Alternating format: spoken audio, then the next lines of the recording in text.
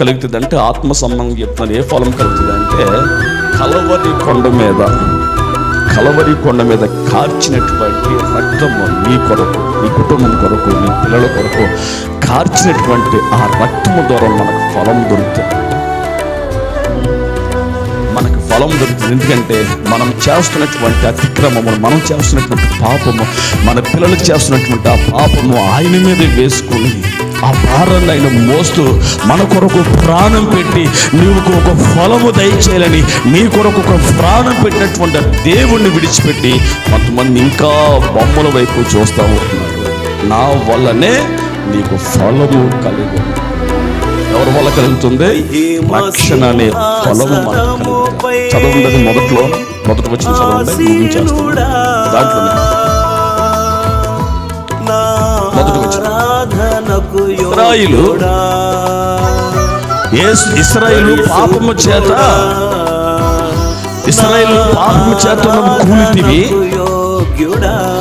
కనుక నీ దేవుడైనటువంటి యెహోవా తట్టు తిరుగుము. చూసావా? దేని చేత? పాపము చేత. ఇశ్రాయేలు నీ పాపము చేత నీవు కూలితివి గనుక నీ దేవుడైనటువంటి యెహోవా తట్టుకు తిరుగుము. మాటలను సిద్ధపరచుకుని యెహోవా యొద్దకు తిరుగుడి. ఆమేన్. హల్లెలూయా, హల్లెలూయా. ఇప్పుడైనా ఒకవేళ మీరు చేస్తున్నటువంటి ప్రతి పాపము కూడా, అది చిన్నదైనా పెద్దదైనా, విడిచిపెట్టి నా వైపుకి తిరిగితే ఫలము, రక్షణ అనే ఫలం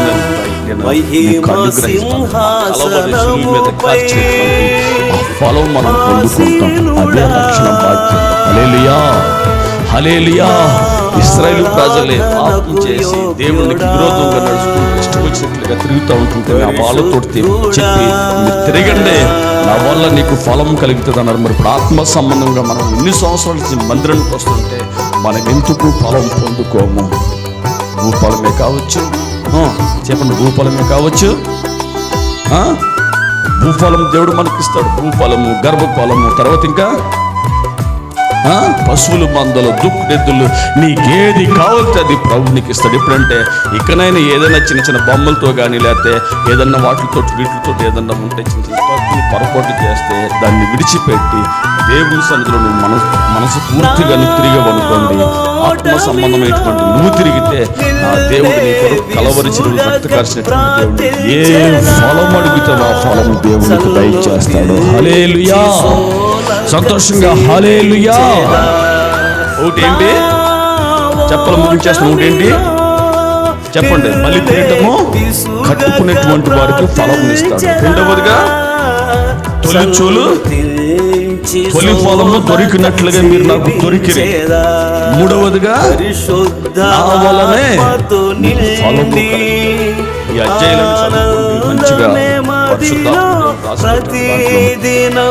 ఒక హోషేయ అనే ఒక ప్రవక్త ద్వారా నమ్మండి, సరళ వృక్షం వలె మిమ్మల్ని చేస్తాను, తామర పుష్పం ఎదుగున్నట్లుగా నేను మిమ్మల్ని అభివృద్ధి పరుస్తానని చాలా వాక్యాలు ఒకసారి చెప్తాను. అందరూ